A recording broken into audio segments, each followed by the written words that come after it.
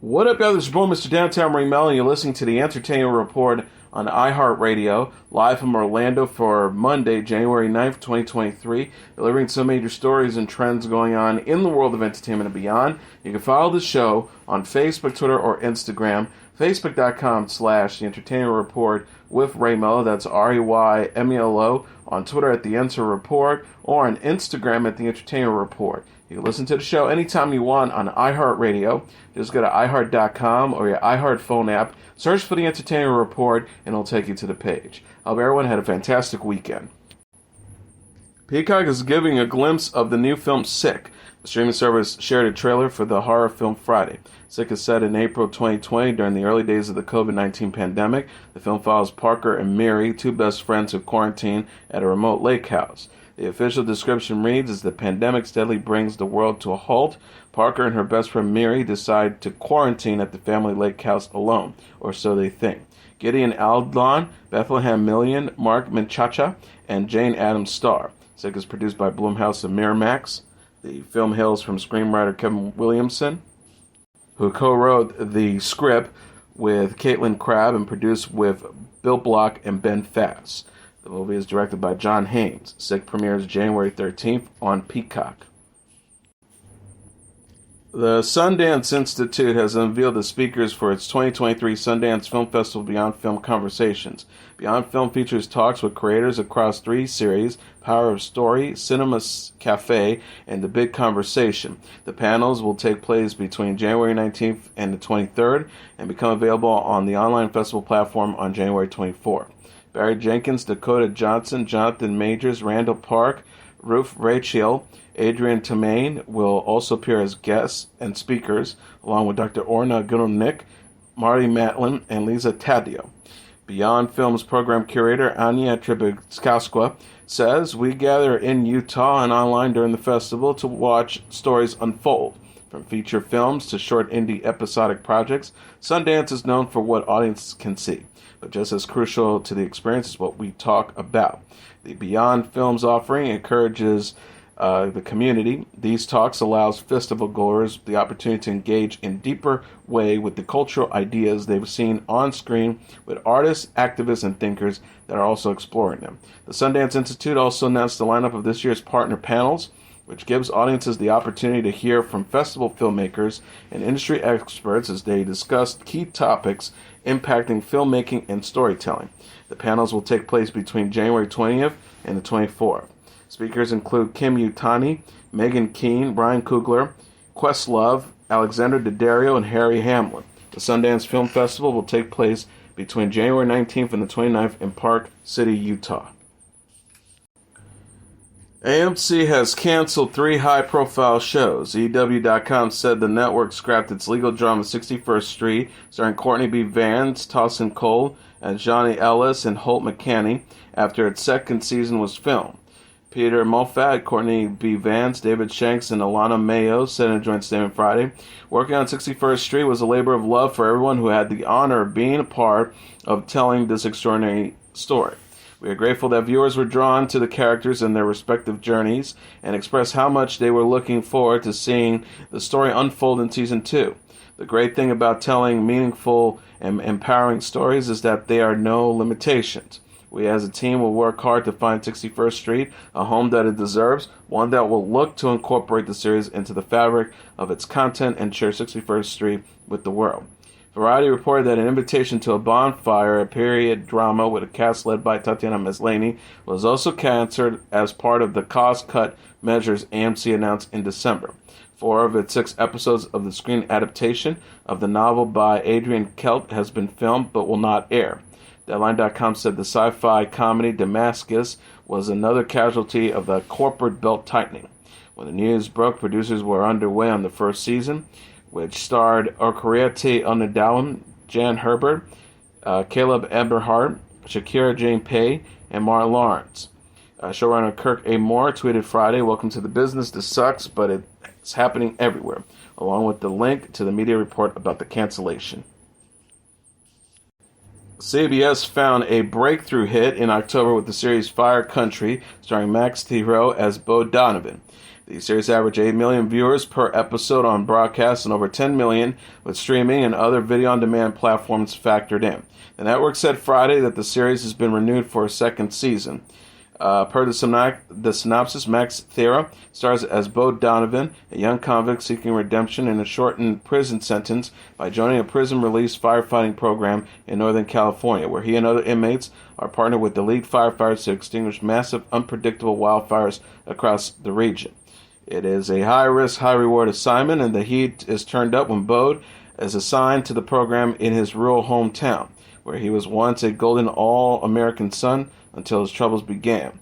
5 years ago, Bode burned down everything in his life, leaving town with a big secret. Now he's back with the rap sheet of a criminal and the audacity to believe in a chance for redemption with Cal Fire. Fire Country stars veteran actor Billy Burke, Kevin Alejandro, Diana Farr, Stephanie Arcila, Jordan Calloway, and Jules Latimer. Season 1, Episode 9 airs Friday at 9 p.m. Eastern Standard Time. On January 29th, another new episode of Fire Country will immediately follow the AFC Championship game. Adam Devine says the Workaholics movie has been scrapped at Paramount+. The 39-year-old said in an Instagram post Tuesday that the project was canceled just weeks before filming was to begin. Devine wrote, Paramount+ decided to cancel the Workaholics movie. We were supposed to begin filming in 5 weeks. Paramount Plus told us don't fit their new global strategy. We're deeply butthurt about the decision because we were so excited to bring this weird one last time. He said, I'm butthurt that I don't get to work with my best friends again. I'm butthurt for the fans. I'm butthurt for our loyal crew and other cast members who are now going to have to scramble to find new jobs. Devine says he plans to shop the film to other streaming services and will further discuss the cancellation on Tuesday in his podcast, This Is Important. He wrote, we are out to other streamers, and hopefully we will get to make this insanely fun movie somewhere else. Devine's Workaholics co-stars Anders Holm and Blake Alexander repost Devine's message on Instagram stories. The Workaholics movie was to be the sequel to the Comedy Central series of the same name, which had a 7-season run from 2011 to 2017. The series follows a trio of friends, played by Devine, Holm, and Anderson, who continue their college partying and pranks into adulthood. Wednesday will return for a second season on Netflix. The streaming service confirmed Friday that it renewed the horror comedy series for Season 2. Netflix shared the news alongside a video featuring footage of Jenna Ortega as Wednesday Addams. Ortega says, over the past few weeks, I've been hunted, haunted, and mimicked millions of times across the internet, referencing her viral dance scene in the show. It's been pure torture, thank you. Netflix also shared Season 2 footage in a promotional video teasing the new season of the popular shows. Wednesday follows the Addams Family character, Wednesday Addams, created by Charles Addams. The series follows Wednesday, played by Ortega, as she attends Nevermore Academy, a school for psychics, shapeshifters, and supernatural creatures. The cast also includes Gwendoline Christie, Ricky Lindholm, Jamie McShane, Hunter Dohan, Christina Ricci, Catherine Zeta-Jones, and Louis Guzman. Wednesday premiered on Netflix in November. The show set a new record following its release, generating the most views in a single week for any English-language series in Netflix history. Netflix is also giving a glimpse of the new series Free Ridge. The streaming service shared a trailer for the show Friday. Free Ridge is a spin-off of On My Block, which had a 4-season run on Netflix from 2018 to 2021. The new series is created by On My Block creators Lauren Ungerich, Eddie Gonzalez, and Jeremy Half. Free Ridge follows 4 young friends played by Kayla Montesoro Mejia, Brianna Salazar, Sierra Riley Wilson, and Tenzing Norgay Trainer, who unleash a curse. The trailer shows the group explain how they bought a cursed box. The official description reads, Free Ridge is a coming-of-age comedy following sibling rivals Gloria and Inez and their friends Demi and Cameron, who have unleashed a curse, bringing dark misfortune into their lives. Free Ridge premieres February 2nd on Netflix. Lisa Rinna is a housewife no more. After 8 seasons on the Bravo reality franchise The Real Housewives of Beverly Hills, the actress is making her exit. Rinna, who's 59, announced Thursday that she'd be leaving the franchise after her contract was up. She and Bravo said they reached the decision mutually. Reina told People magazine in a statement, "This is the longest job I've held in my 35-year career, and I'm grateful to everyone at Bravo and all those involved in the series. It's been a fun 8-year run, and I'm excited for what is to come." Reina is married to actor Harry Hamlin, and the couple share 2 daughters, Della Bell, 24, and Amelia Gray, 21. She joined the cast in its 4th season in 2014.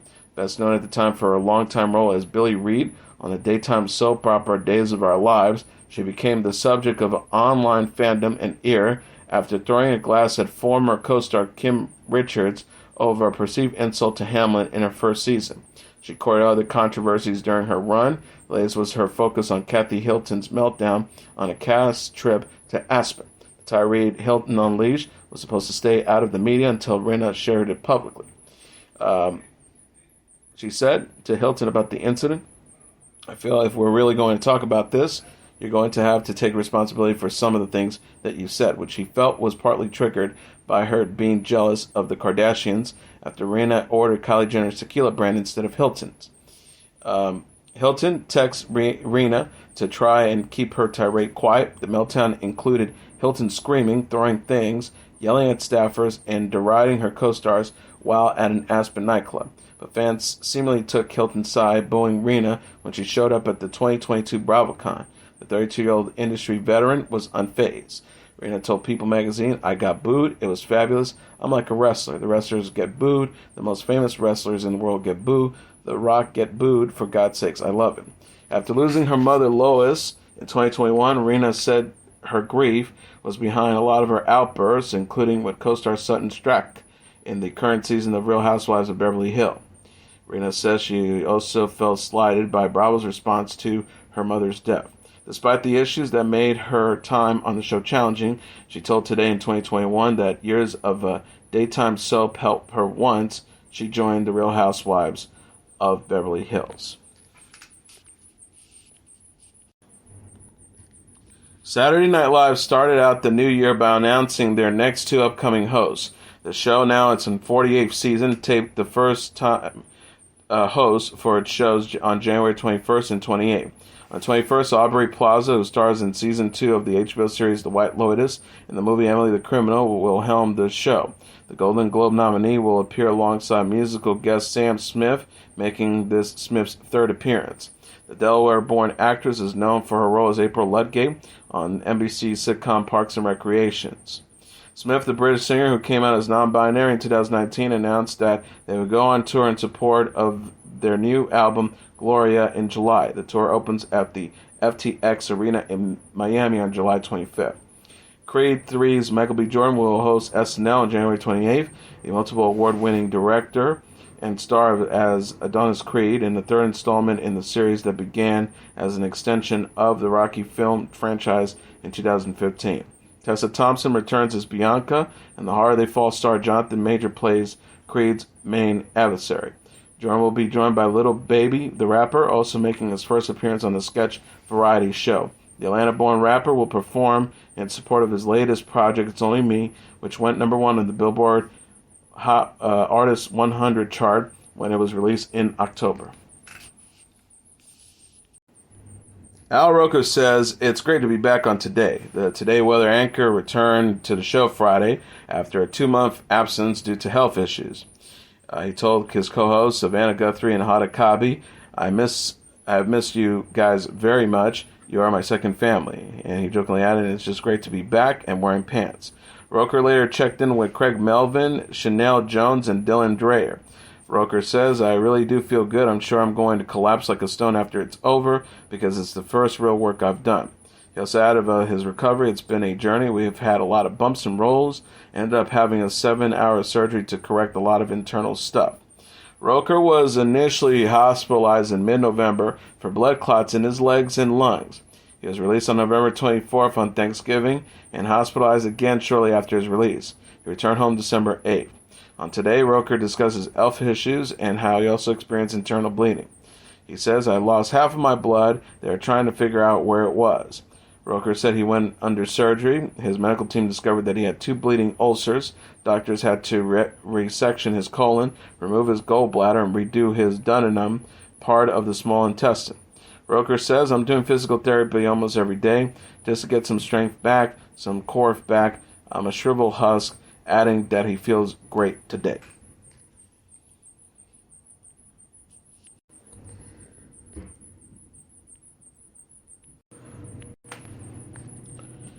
Jeremy Renner shared on his Instagram stories a photo of him in his hospital bed surrounded by medical staff. Renner captioned Friday's photo, "Thank you, renowned medical ICU team, for beginning this journey." He also posted a video of people holding up signs with his name while 50 Cent's In the Club party, a song played with the lines "Party Like It's Your Birthday," playing in the background. Renner wrote, "Thank you for the birthday love." The Wind River and American Hustle actor turned 52 on Saturday. He was hospitalized in critical but stable condition in an intensive care unit Sunday morning after he suffered blunt chest trauma and orthopedic injuries in the incident near his home on Mount Rose Highway, about 25 miles from downtown Reno. His representative said Monday that he had undergone surgery. Washoe County Sheriff Darren Ballum said at a press conference Tuesday, "We do not believe Mr. Renner was impaired at all. We do believe this is a tragic accident." Ballum said Renner used his snowcat, also known as a piston bully, to free a vehicle driven by a family member from the snow. But the 14,000-pound plow began rolling, and he tried to jump into the driver's seat to stop it. Ballum says, based on the evidence in the investigation, it was at this point that Mr. Renner was run over by the piston bully. A's Enough alum Adam Rich has died at the age of 54. Rich played Nicholas Bradford for 5 seasons on the family dramedy from 1977 to 1981. CNN confirmed his death with the Los Angeles County Medical Examiner Office on Sunday. TMZ talked with an unnamed family member who said Rich was found dead at his Los Angeles home Saturday. The cause of death has not been disclosed, but the former actor who battled substance abuse for years. Rich's publicist, Danny Deraney, tweeted Sunday, "Adam was a simple, wonderful guy. He was kind, generous, and a warrior in the fight against mental illness." Adam did not have an ounce of ego. He was unselfish and always looked out for those who he cared about, which is why many people who grew up with him felt part of their childhood gone and sad today. He really was America's little brother. Rich was 54. Billy Joel has announced that he and his fellow rock and roll legend Stevie Nicks are set to headline a one-night-only show in Minneapolis. Joel's Twitter feed said Friday, "Just announced 2 icons one night, Billy Joel and Stevie Nicks live for the first time at the U.S. Bank Stadium on Friday, November 10th. Tickets go on sale Friday, January 13th at 10 a.m. Nicks also announced the concert on her Twitter account. The Fleetwood Mac lead singer posted, "Minneapolis, we can't wait to see you November 10th at the U.S. Bank Stadium." SZA's SOS is the #1 album in the U.S. for the 3rd week. Coming in number 2 on the Billboard 200 charts dated Saturday is Taylor Swift's Midnights, followed by Michael Bublé's Christmas at number 3, Metro Boomin's Heroes and Villains at number 4, and Nat King Cole's The Christmas Song at number 5. Rounding up the top tier are Drake and 21 Savage's Her Loss at number 6, Bad Bunny's Un Verano Sin Ti at number 7, A Christmas Gift for You from Phil Spector at number 8, Mariah Carey's Merry Christmas at number 9, and A Charlie Brown Christmas soundtrack at number 10. And finally, Avatar: The Way of the Water is the #1 movie in North America for a 4th weekend, earning an additional $45 million in receipts, BoxOfficeMojo.com announced on Sunday. Coming in number 2 is Megan with $20.2 million, followed by Puss in Boots: The Last Wish at number 3 with $13.1 million, A Man Called Otto at number 4 with $4.2 million, Black Panther: Wakanda Forever at number 5 with $3.4 million. Rounding up the top tier are Whitney Houston's I Want to Dance with Somebody at number 6 with $2.4 million, The Whale number 7 with $1.5 million, Babylon at number 8 with $1.4 million, Violent Night at number 9 with $741,000, and The Menu at number 10 with $713,000. This weekend's top 10 movies earned about $102.7 million compared to last weekend's highest earners, which took in a cumulative $102.1 million. And that was your entertainment report for Monday, January 9th, 2023. I'm your host, Mr. Downtown Melo. I'll be back tomorrow to deliver some major stories and trends going on in the world of entertainment and beyond. You can follow the show on Facebook, Twitter, or Instagram. Facebook.com/The Entertainment Report with Ray Melo. That's RAYMELO. On Twitter at The Enter Report, or on Instagram at The Entertainment Report. You can listen to this episode or any previous episodes of The Entertainment Report anytime you want on iHeartRadio. Just go to iHeart.com or your iHeart phone app, search for The Entertainment Report, and it'll take you to the page. Good night, and God bless you all.